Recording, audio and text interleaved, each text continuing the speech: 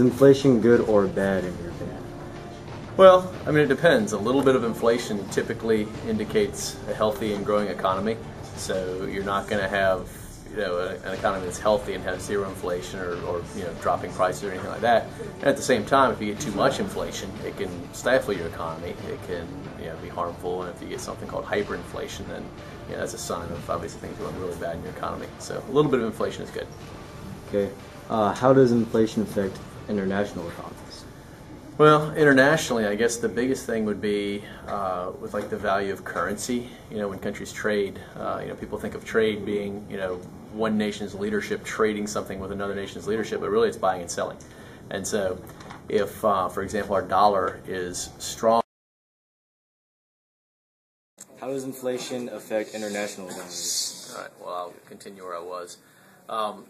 You're talking about trade a lot of times between countries, and when you have a lot of inflation, for example, and you weaken the dollar, that's when you kind of get into the international aspect of it. If the dollar is weak, then it makes it easier, say, for other countries to buy our goods. So that might be good for manufacturers and stuff, but at the same time, it makes it more expensive for us to buy foreign goods. So you've got those kind of effects there. It just kind of depends on whose currency is stronger or weaker at the time. Okay. And can you name one or two ways you would try to solve the country's problem with inflation?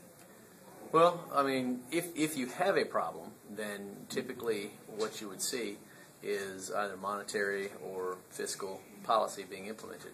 Fiscal policy being taxing and spending, the government determining whether they should tax you more, tax you less, whether you spend more money, etc.